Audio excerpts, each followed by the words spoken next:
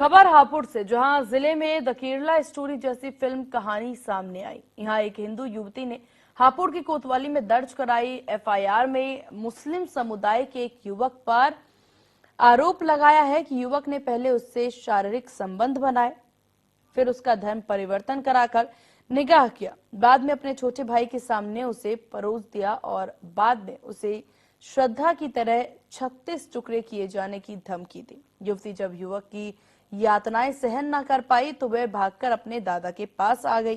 थाने में शिकायत दर्ज होने के बाद मामला हिंदूवादी संगठनों तक पहुंचा और हापुड़ में बीजेपी के नगर अध्यक्ष ने मामले में पुलिस से आरोपियों के खिलाफ सख्त कार्रवाई करने की बात कही है।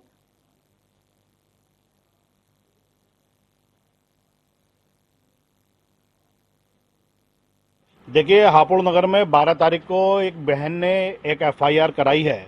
उस एफआईआर में उसने बताया है कि वो अपने पिता के साथ दिल्ली रहती थी। उसके पिताजी सरकारी कर्मचारी थे।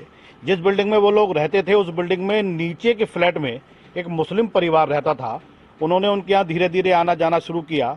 आना जाना शुरू कर उसकी लड़के की माँ उस बहन से बड़ी मीठी मीठी बातें करती थी। अपने आप बुलाया, बहला फसलाकर उन्होंने एक दिन उसको सेवैयाँ खिलाई। सेवैया के अंदर उस बिटिया ने बताया कि कोई नशीली चीज मिला दी।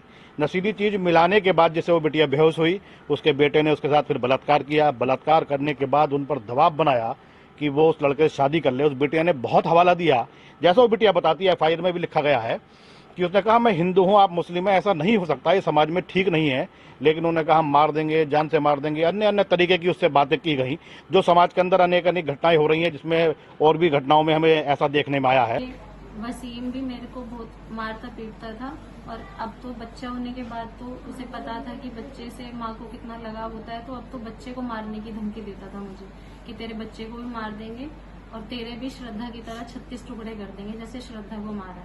अब तेरे पास यहाँ से जाने का कोई रास्ता नहीं है, या तू यहीं रहेगी या तू जहन्नुम में, अपने घर तो तू कभी जा नहीं सकती। अब 11 तारीख की रात को इसने बहुत ज्यादा मेरे साथ मारपीट करी।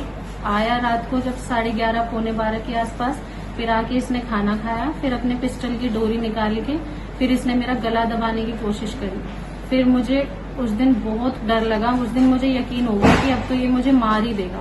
फिर मैं 12 तारीख को सुबह में अपने बेटे को लेके चुपचाप अपने घर, यहाँ मेरे घर वालों से मुझे नहीं पता, मेरे पापा से मेरी बातचीत नहीं थी कि मैं कहाँ जाऊँ, तो मैं सुबह को अपने दादा के पास आ गई। दादाजी को सारी बात बताई, फिर उन्होंने पापा जी को बताई।